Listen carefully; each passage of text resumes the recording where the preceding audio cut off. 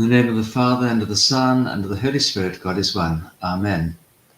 Well, good morning. It's an absolutely beautiful day here, celebrating Saint Onesimus and various others, like the person who's actually his owner as well. It's quite interesting. Onesimus, apparently a bishop in the long term, but had started off as a slave and had apparently stolen things and made his way to Rome. Had his owner chosen, who was also a Christian, he might have had Onesimus crucified, which would have been a horrific thing to do. And St. Paul encourages him to forgive Onesimus and welcome him back as a brother. Clearly, he must have him afterwards as well.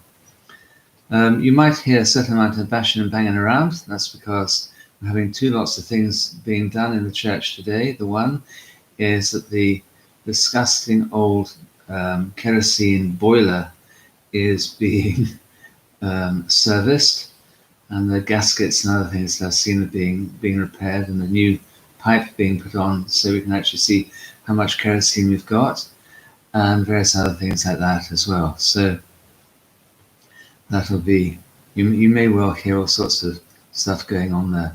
And up on the roof, we have the lightning conductor being checked. So we have one person down in the bowels in the church and another one up on the roof.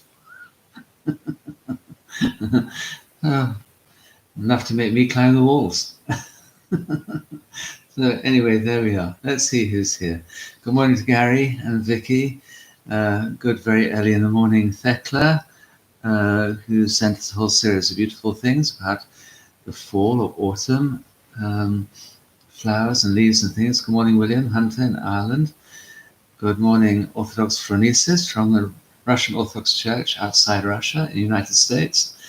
Very nice. I remember going to visit one of the monasteries there, which is at Jordanville. What a beautiful place that was, and how lovely everybody was that was there. Maybe helped on by the fact that Nicholas Chapman and Nina Chapman, who are very good friends of mine, also work there, publishing books for Rokor. Good morning, Alex and Anton. Happy feast. I think Thekla might be having plenty of lightning. Okay, thunder and lightning is it? Good morning, Ian. Glorious sunny morning in Cumbria. I hope it's glorious and sunny in Gatton, which is where Tony is, who usually tells us how dull and miserable it is in Ireland that day. Anyway, there we go. I don't know if you're listening, Tony, whether you've been able to get onto the internet yet, but there we go. Maybe you have. Right, if you look up on YouTube, Synaxis, you'll find something new there. It's very short. Each thing is literally a minute long or thereabouts. And it's not going to last for 45 minutes like this 10 minutes does. One of these days, I shall reform myself and actually manage to do this in 10 minutes. Dear, oh dear. Good morning, Joan. Happy feast to Saint Jacob of Evia. Glory to God.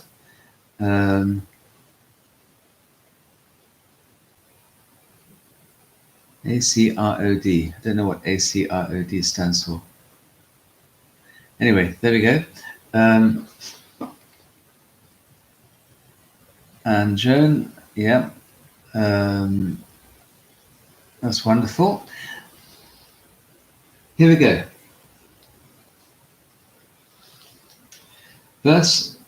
Chapter 1, verse 57 through to 66.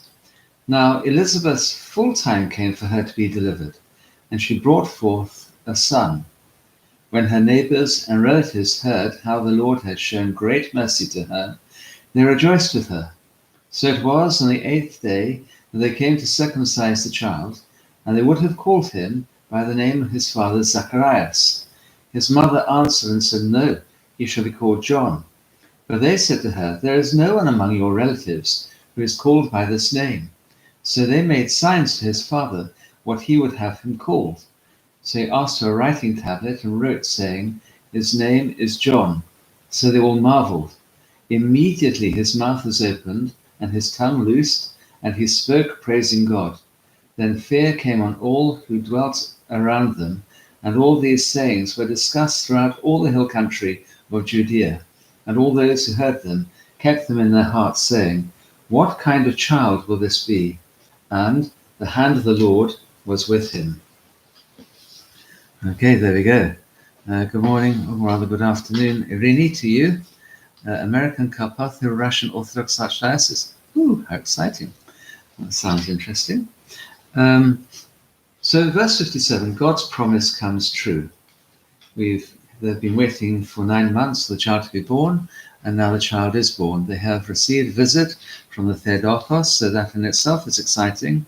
But now, all of that, of course, was possibly on the quiet. The Mother of God comes, she hides herself away for 3 months, and then she goes back to her own place. So the full time comes. Also, St. John Chrysostom points out that the full time has come. And the idea of the full time, the full pregnancy has come, it also gives the idea that the right moment for this to happen has arrived. And also that Elizabeth's blessing of having the child, there's nothing skimped by God. He is filled with the fullness of everything that God can give to him during the pregnancy. And she brings forth a son as promised earlier. The neighbors and relatives, actually says cousins in Greek, heard how the Lord has shown great mercy to her, and they rejoiced with her.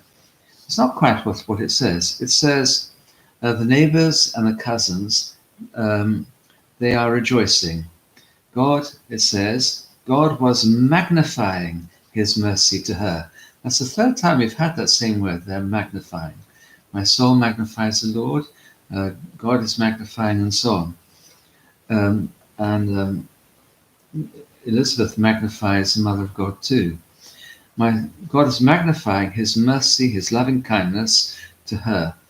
And the neighbors and cousins were rejoicing with her. The response is joy. They see what God has done, and they respond with great joy. This is something really amazing that has happened. And bear in mind, these are witnesses to John's birth. These are people who would still be around at the time when John is executed. These are people who would still be around shortly afterwards when the Lord himself is raised from the dead. These are people who would have known about John's baptism of the Lord. So all of these things here are built up all together. And it's thought that, later on we'll come on to this, it's thought that a lot of these people became the early church and reported this back to St. Luke. Now, the response is joy. Several times, many times over the last 25 years, grandmothers and grandfathers and parents and others have come to me in a disappointed way, saying that things like their grandson or their son or their daughter, unmarried and not living closely with his girlfriend or her boyfriend, is about to have a child. And disappointed and upset. And I've always had to say to them, look, the birth of every child is a matter for great joy. Every child. So start off from that point of view. Here we have some new person coming into the world. This is our opportunity for rejoicing. Well, it may well be they're shocked, they didn't expect this of their child, sometimes they come with tears pouring down their cheeks. This person, my daughter, my son, has let us down. No. Well, things may not be as you choose, but a child is going to be born. And that child is a creation of God, somebody already in the heart and mind of God, whose nous, as it were, whose logos is going to be in the mouth of God, and this person is going to be created in the is being created, is created already in the image and likeness of God himself. And therefore, although the birth might not be as you want it to be, that doesn't mean to say it's not part of God's will. And this wonderful new creation of God, a human being, you think about that, a completely unique, wonderful new creation who will see the world through his or her own eyes completely afresh. The Jews say, with every person you have a new universe entire. And so, in a sense, God has created a completely new universe for this person to inhabit. This little bundle of cells at that time, probably, or growing away in mother's womb, will see the world in a way that nobody ever has ever seen it, experience the universe in a way that nobody ever has experienced before or will experience it ever again. And therefore this is a wonderful cause of joy, unlimited joy. So, usually the parent is thrilled to hear this. They have come to me dragging their feet and saying, oh, what will Father Philip think? Well, how could I think of anything other than this being the most wonderful thing? So great joy has to be expressed on every child, and on St. John the Forerunner and Baptist. The local people are thrilled to bits. They're delighted. They are rejoicing with Elizabeth because, who's ever heard of an elderly woman giving birth? They certainly hadn't, and we have, because of course we have heard it through her. And then verse 59. So it was on the 8th day that they came to circumcise the child, and they would have called him by the name of his father Zachariah. They're fulfilling the covenant, the law of circumcision, which you'll find in Leviticus chapter 12, verse 3. The baby is being incorporated into Israel. The same happens, of course, with the Lord in chapter 2, verse 21. And St. Luke with this is emphasizing that they are keeping the law, emphasizing that the people who were right there at the very beginning of Christianity, John the Forerunner and Baptist, and the Lord, both of these are fully within Judaism. And then if you look back to see what we said about this before, part of the reason of this is that Luke is exceedingly keen that the Roman authorities, led by Theophilus in this case here, are not going to see Christianity as being a new religion, and therefore they can leave it alone. They don't need to do anything more they don't need to persecute Christianity as a new religion, and therefore illegal. Okay, so it's emphasizing Christianity's Jewish roots. Very important.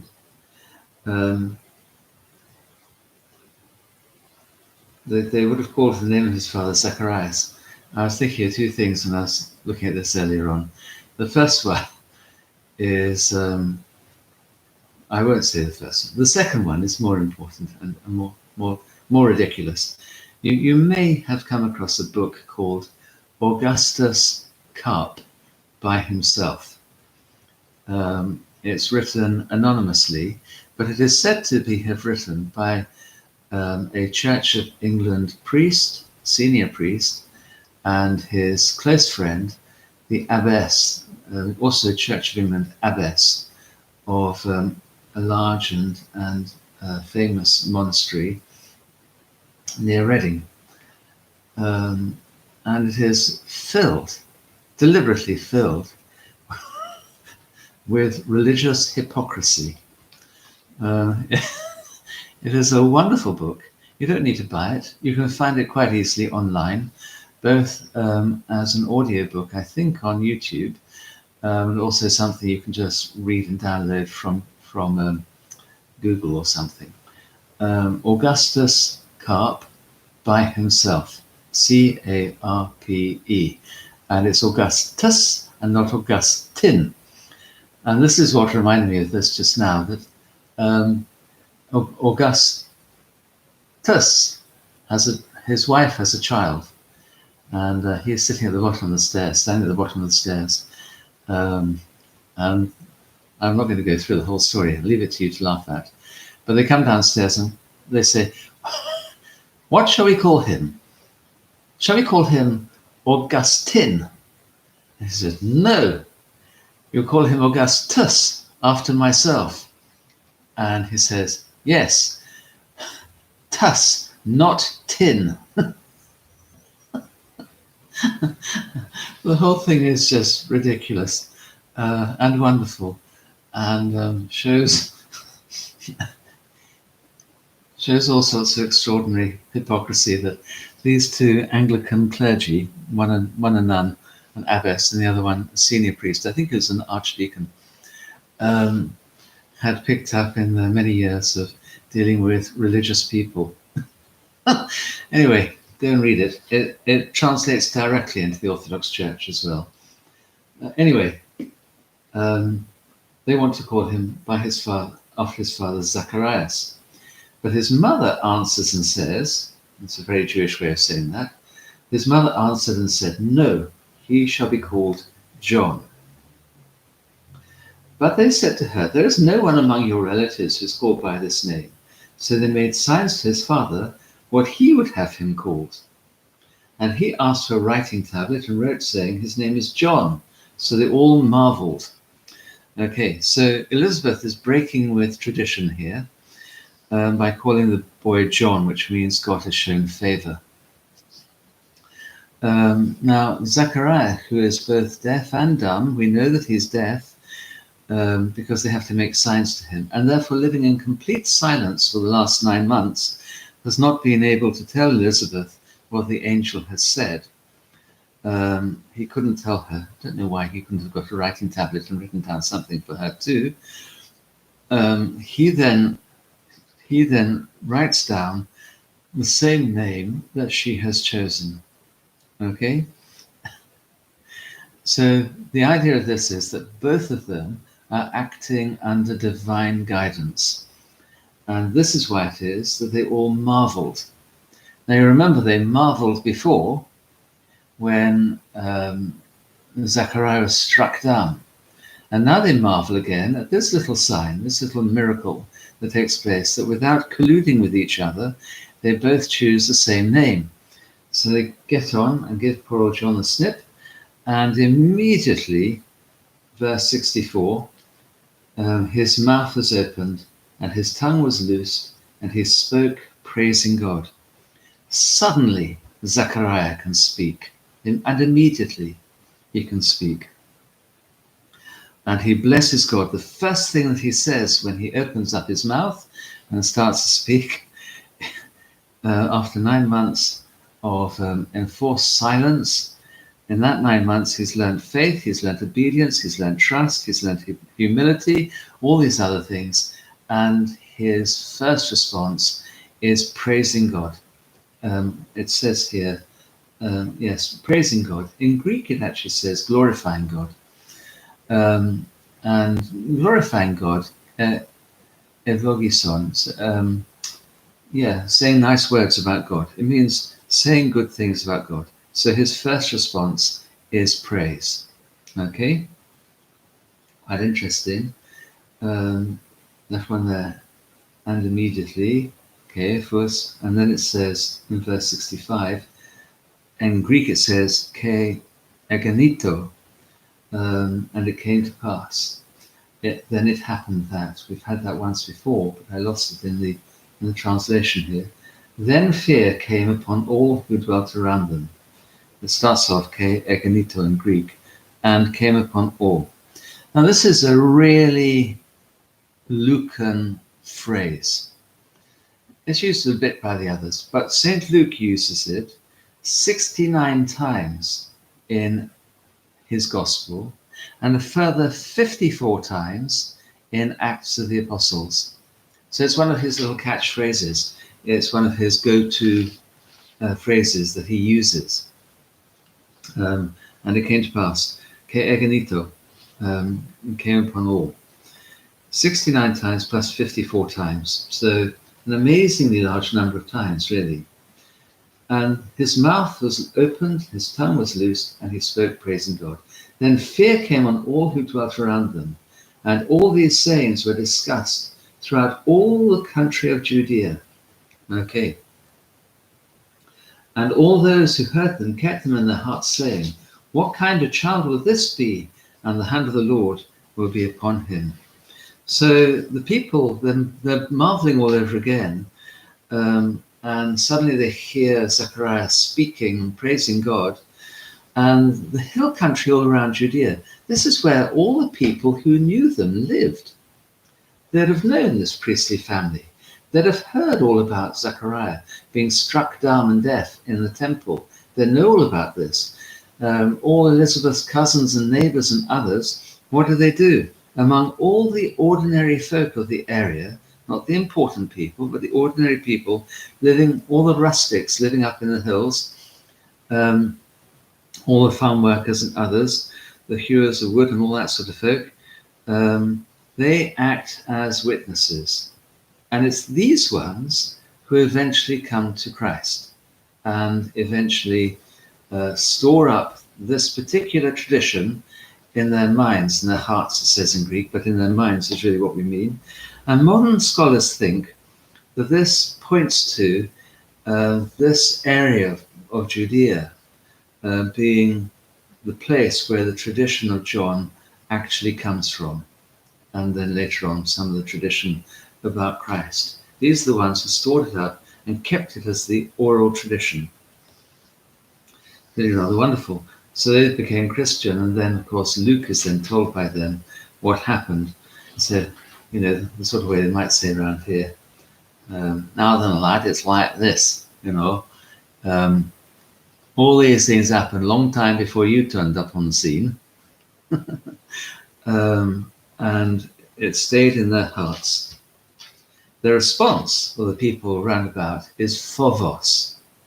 Now, phobos is often translated as fear, but it also is to do with reverence and respect.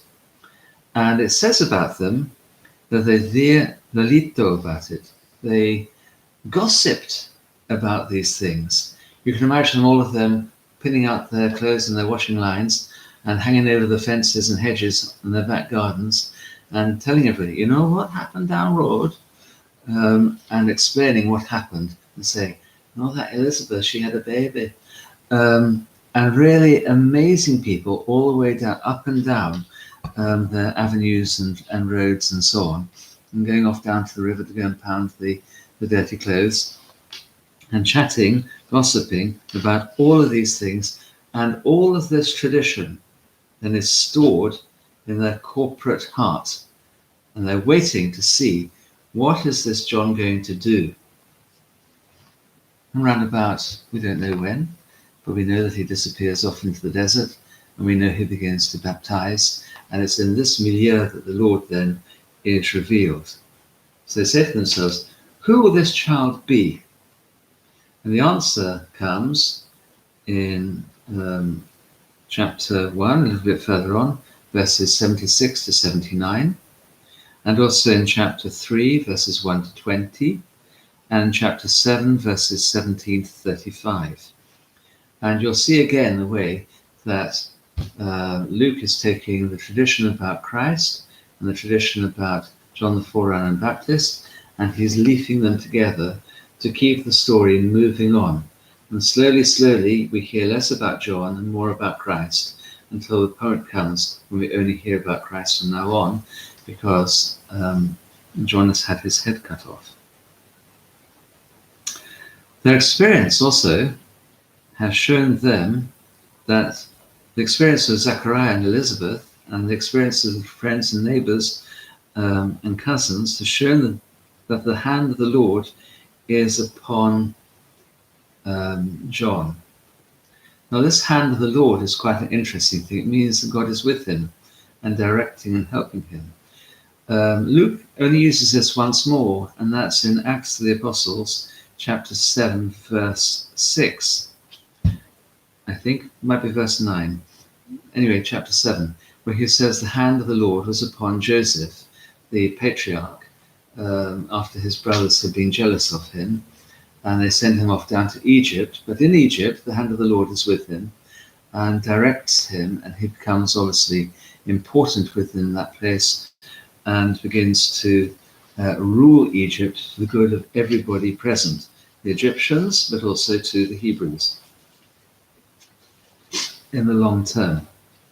The story of Joseph is always one that moves me to tears, actually. Every time I hear it, I think about his father, all those years of mourning, and then a resurrection for him of Joseph.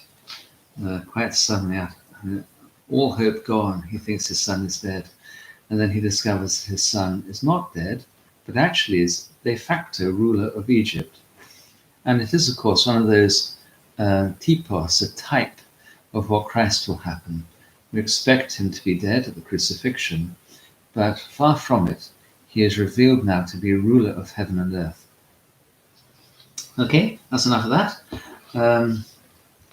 10:26, I'm doing quite well. I'm hoping to see the man who's doing the boiler before he goes home, so I can just see what he's done and check his work, but never mind, I think he might have gone already. Into this window, I can't see his car there anymore. So let us see what people are saying. Here we go. Hunter, the American Carpatho-Russian Orthodox Archdiocese. I shall look that up later on. Good morning, Irini, or rather, here we go. Anton is a Carpatho-Russian from Slovakia. How wonderful. Isn't it nice to have sort of connections like that between here and people in the United States and all over the shop? Stella, good morning. Rini, thank you for all these lovely things you sent us as well.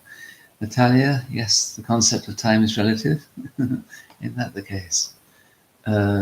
Orthodox Church of America is mainly Carpathian Russian rooted also. Well.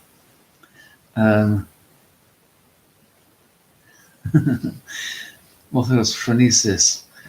I have a silly joke for you that's based on what a Baptist used as an argument once. Once a Baptist told me his name is John the Baptist, not John the Orthodox. Yes, I was like, there's an old Protestant song that starts off, on Jordan's bank the Baptists cry. A friend of mine once said, no one, they've always been miserable.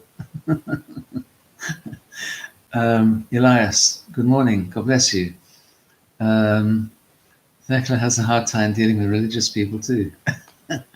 Well, it depends on the religion. If they're truly religious, then people who are truly religious are nothing but a delight.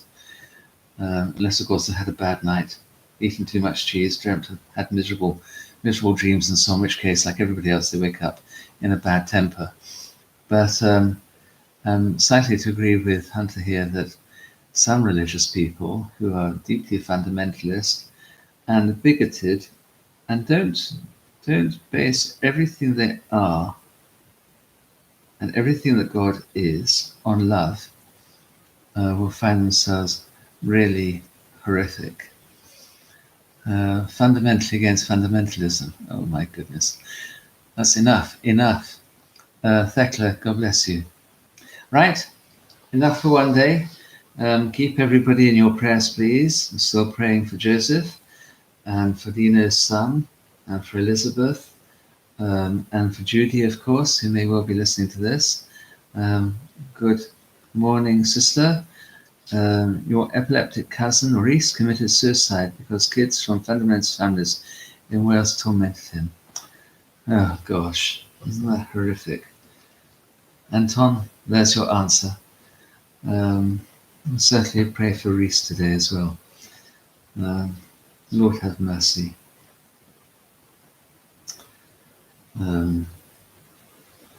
Things like suicide, sometimes people blame the individual involved in suicide who has committed murder towards himself. But my feeling about this, having seen and been involved with a very large number of suicides and people wanting to take their life, because I was a prison chaplain and it's a regular thing, very regular thing.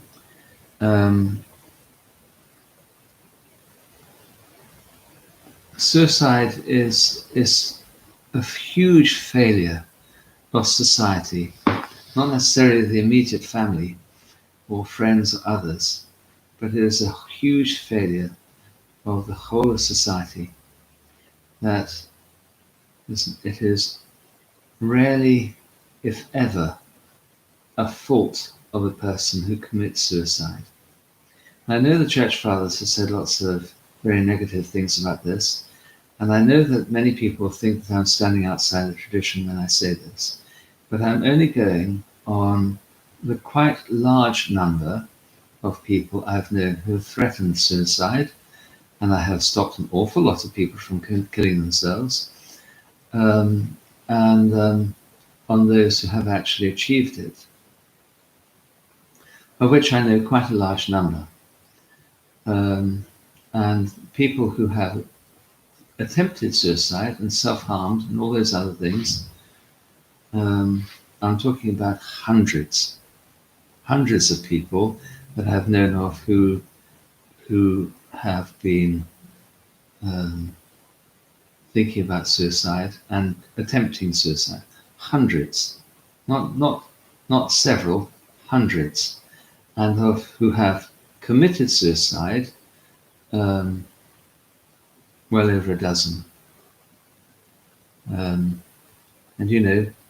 people pushed absolutely to beyond any limit that any human being should ever be expected to live in, and then isolated, threatened, ignored, not loved, and so it goes on. And when life becomes absolutely unbearable, it's a way of releasing the terrible pain that people have. You see this with self-harm. Self-harm is about creating a pain that you can deal with, so the pain you can't deal with sort of disappears for a bit. It's a terrible, horrific thing. One young man that I knew quite well, he threw himself off a tower near here, and he screamed all the way down to the ground. That haunts me. I knew him very well. He's a lovely young man. In fact, I baptized him. And another one who threw himself off a car park, very close to here, about a mile away from here.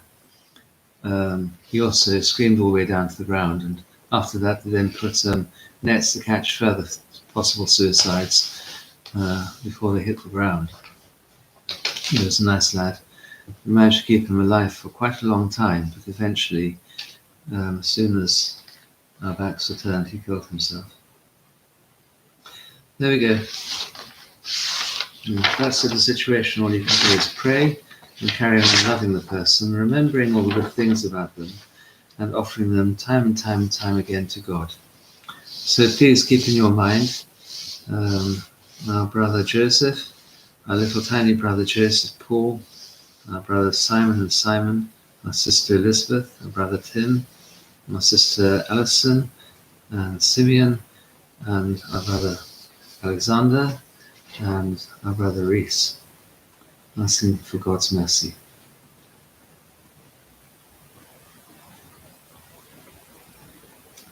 And pray for each other. Right, okay. Who will now carry on praying for him for the rest of my days. Keep in your mind all sorts of other people as well. I'm not going to mention them now, I'll be too sad. And our current culture makes people sick, mentally, emotionally, physically, spiritually. Absolutely. Even in death, hope is not gone. Quite right. The good thief stole heaven last minute. Who knows what happens in a person's heart in the final seconds before death? This is what my spiritual father said to me about Leo, who was one who fell 8 floors to his death and his screaming. He said, in his screaming, maybe he was calling upon the Lord. And this is something that I've thought about the entire time since then. We're never without hope. And I pray now for Leo. I've seen him try and commit suicide many times and go to a room that's absolutely filled with blood, which is horrific to see, and witnessed him self-harming and so on. And there were good reasons why he did this. I mean, there were reasons one can understand, is what I mean.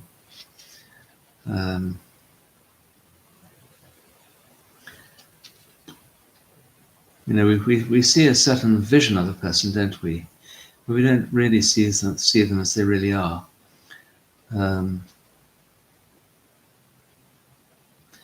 not in a good state to talk about this right at the moment.